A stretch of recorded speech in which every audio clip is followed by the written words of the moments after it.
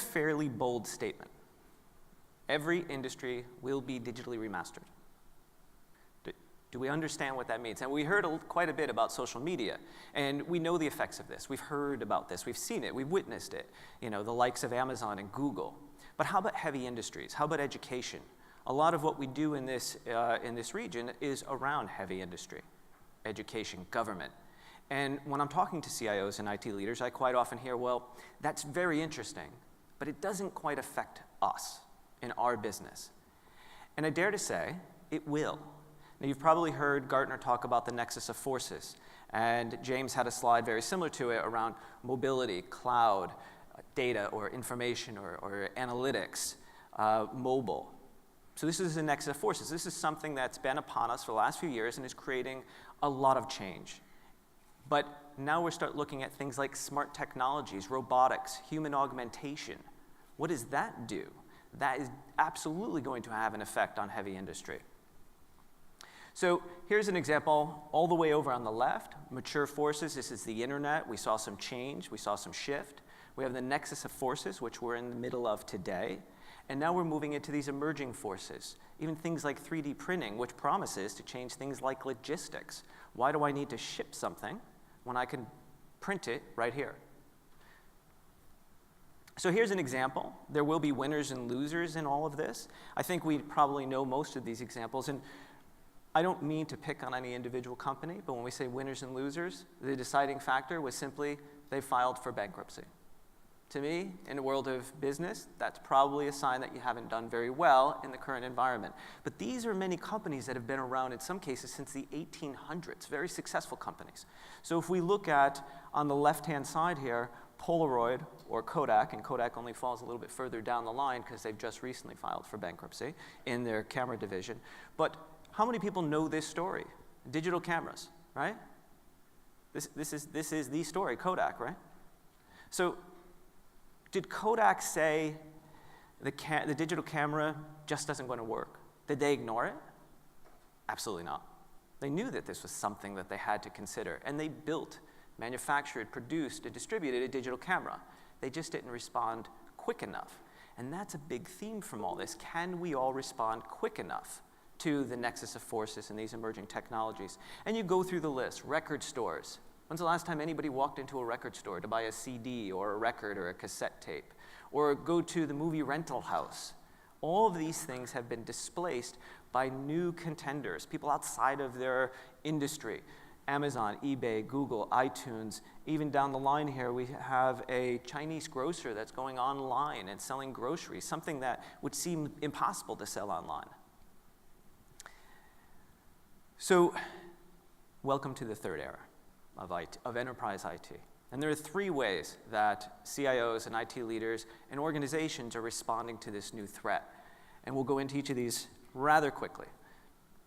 But here we are in the third era. I think this is an important slide to focus on just for a moment. In the first era, this is about craftsmanship. This is the day when IT had a big computer, or a small computer, and said, I can do something very interesting. I could do something for your business a little faster, a little smarter, quicker to market. But in this era, and we're talking probably 15 years ago, a little bit further, that it was unreliable. It wasn't consistent. It wasn't scalable. So we enter the second era. The second era is a response to the first era. How do we correct some of those problems? How do we make it scalable? How do we make it robust, more efficient, effective? This is the era of standards and frameworks and training. We have ITIL and COBIT, ISACA, all these organizations to help us figure out a best practice. So we've gotten a lot better at managing these things, and we've got great process. But now in the third era, where we have to respond very quickly, social media, many things that James talked about, many things that Cisco will talk about with the Internet of Things, how do we respond? We've grown up in IT thinking stable, robust. When you ask a CIO, can you have a new technology put in place, next week? How many of you expect that that will happen? It takes a long time. And rightfully so. We have to get it right. It has to be scalable. We have to make sure it works for everybody. So how do we respond to this third era? How do we do things quickly? How do we do it like an entrepreneur? How do we respond to the Googles and the Amazons when they start producing wind farms out in the sea? It's really in these three ways. And it starts with digital leadership, or we'll just call it leadership. With digital leadership, we're starting to see an emerging role called the CDO, Chief Digital Officer. Now, there's a lot of conversation, there's discussion as to, is this a transformation role? Is this a role that we'll see forever? Will it be like a CFO or a CIO? Or is it, as I said, a transformation role? Will we only see it for the duration while we get used to how to respond to these things? And it's still a bit up in the air. But for those in the room who are in technology, who are our CIOs and IT leaders, if you think this is your future role, there is no guarantee. This role is really the individual who's responsible for the digital strategy for the organization. They have to understand the business they operate in and how that business makes money and creates value, or if it's in the public sector, what its mission is, as well as any other C-level individual. This is a strategy position. And so we're seeing this role evolve. We're seeing it come from folks like marketing. We're seeing IT folks fall into this role. But again, where it's going to go it is no guarantee. But what we do know, based on what we see from hiring, is this will triple. The number of CDOs will triple over the next year and a half.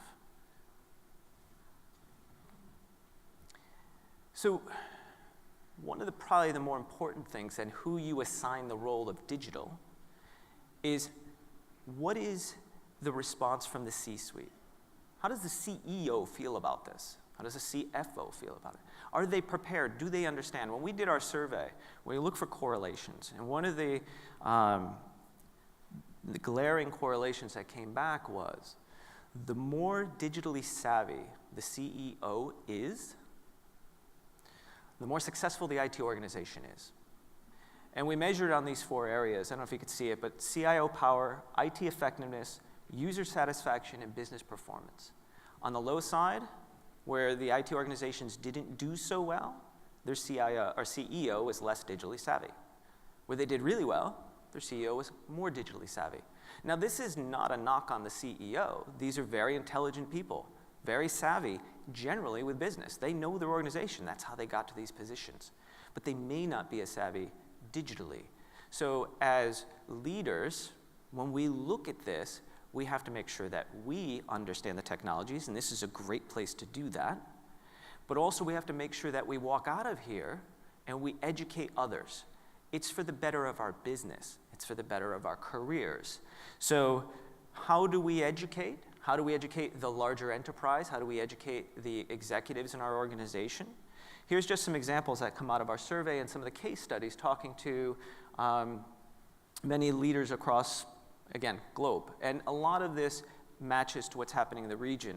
At the end of the month, I have a research note coming out that actually compares all this data to the region and does some comparisons. There are some subtle differences, but for the most part, what you're seeing here in these numbers track pretty well with what's happening in the region.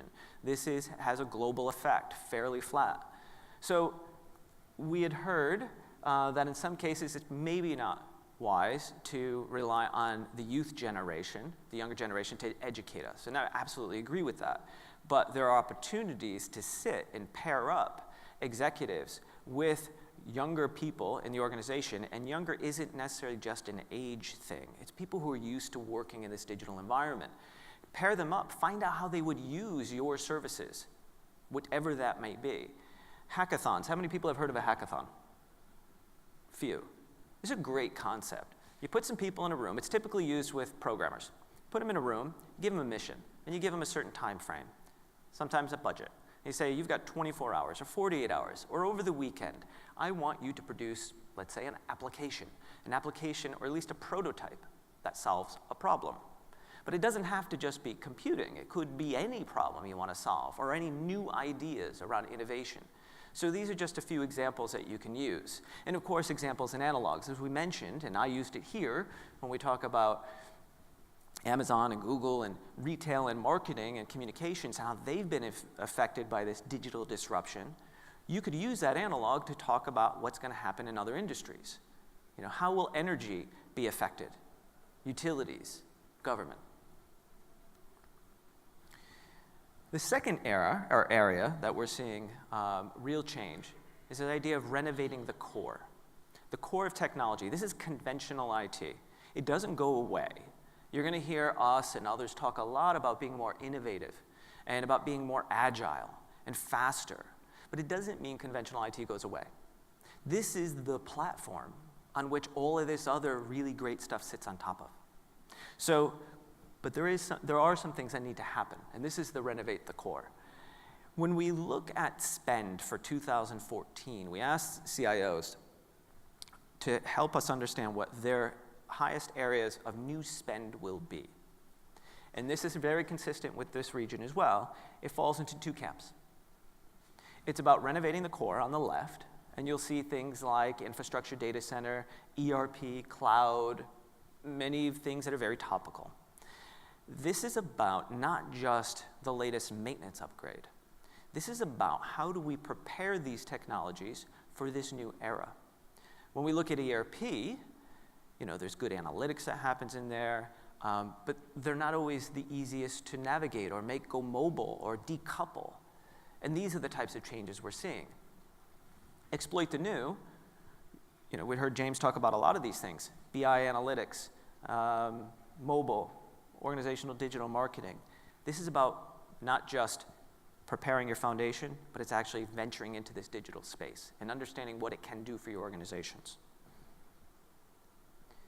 Here are the four main areas where we're seeing changes in renovating the core, and I'm not going to spend a lot of time on this, but you could just kind of get a sense. Postmodern ERP apps, which I mentioned, next generation information capabilities. When we talk about analytics, it's not just a lot of data, it's unstructured data, it's multimedia data.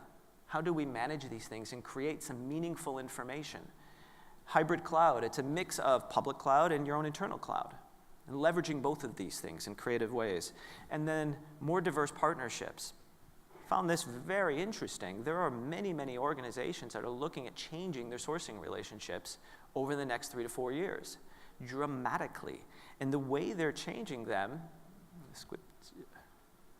I'm going to come back to that in a moment. I'm going to see if I have my next slide. The way they're doing that is they're actually moving away from many of the big box vendors and moving towards these smaller enterprises that could be more innovative, more agile, help them move forward. Now, I fully expect that many of the big box vendors are going to respond to this in very real ways so that they still are a player. But the point is, we're seeing organizations open up to the idea of partnering in new ways. We're having a very successful showcase that we're running in many of our events right now, where it's called an innovation showcase, where we're bringing in startups. And we're having CIOs and IT leaders talk to them and engage with them to understand how to better leverage those kinds of relationships. And those are probably many opportunities for people in the room as well, not just to engage smaller enterprises, but many of you will probably work for or in smaller enterprises. There's some new roles that are coming. How many people have heard of digital anthropology? Digital anthropology it's been out there. It's really been more for the academics and certainly for folks like Facebook. It's how do people, humans, interact with technology? If you don't know how they interact, how do you know how to build? And those things that are more intuitive, think an iPad, gestures, or the iPhone where you touch it. If I asked this group 7 years ago, how many of you want a phone with a single button on it? How many would say, yeah, that sounds like a great idea? Probably nobody. You'd think I was crazy, but now most of us have one. So just an idea of some of the things that are coming. Building bimodal capability. This is where it gets interesting. I had mentioned that we grew up in IT in the second era for most of us, and first era, and these are stepping stones. And the third era doesn't replace these other two. They all coexist together. So how do we make this IT that is solid state, robust, effective, efficient? It takes time. It takes a lot of manpower. It takes a lot of money to make it run. And how do we make that operate in the same space as this agile, innovative, entrepreneurial environment? Well, what we're seeing is many organizations are starting to split those functions. So you've got one side that continues to do and prepares for digital, and you've got the other side that is more innovative and works more closely with the organization at large. You see innovation teams are similar to this. You see this analog in other places, but the point is, it's about that time. IT organizations have to start thinking about how to move those, separate them a bit. And there is a transfer between, at some point, some of these things that you're building in this more innovative, non-linear space have to be transferred over into this conventional space to be able to operate and run day-to-day reliably. So there's all kinds of new roles and new processes that you're going to see emerging. But the point is, start thinking about, if you haven't already, well, immediately if you haven't already, think about how you start to run these more agile organizations. If you're in IT, how do you build them? If you're outside IT, how do you inspire them? Quick statistic, more than half that we spoke to are running bimodal. And that's also true for this region, but I think there's actually a bit of confusion as to what we call bimodal. Bimodal is not agile development. Agile development, for those of you who may not know, last few years we started talking about how we time-base the way we produce. We produce to prototypes, and it's great. It allows us to respond much faster, but that's only a single component of what we mean by a non-linear, faster, agile organization. It's also how we deal with vendors, it's lightweight governance, et cetera. And this gives you an example of the two modes. Won't talk about that very much. Just for the sake of time, I want to get into this last part, which I think is absolutely the most important part. So you've got a sense of what's happening, and I can't emphasize enough. Do not think that this digital disruption that we've seen from Amazon and Google as examples is going to ignore your industry. It probably won't be an Amazon or Google specifically, but it will be something. We've seen it with cigarettes. Who can interfere with the cigarette companies? But there are now e-cigarettes, and it's a big business. We see things like window washers. I mean, all these great skyscrapers going up in Abu Dhabi and Dubai, and there are people hanging off of ropes and tethers washing those windows. There's a Swiss company who just created a robot that will clean those windows at a lower cost and continuously. We're seeing that Virgin Atlantic is prototyping, they're testing Google Glass to identify their key clients as they walk up and be able to advise them on their flights and transfers. We're seeing the New York Police Department use Google Glass. They're starting to use Google Glass. For what exactly? I haven't learned yet. But there's all these disruptive technologies coming. So don't ignore it. So now here's the thing. Hopefully, this gives you something to think about. Again, ask questions. Really engage over the next 2 days, or next day and a half. Here, when we ask CIOs, what are you going to do? What is your digital legacy? When you walk out of your organization, what is it that's going to be different? And here's just a few examples that I thought were interesting. Use digital technologies to personalize content, create better engagement opportunities. Much of what you're talking about over the next day and a half. IT will be the experts, but technology will be everyone's job. It goes back to 3 devices. Where does IT begin and end?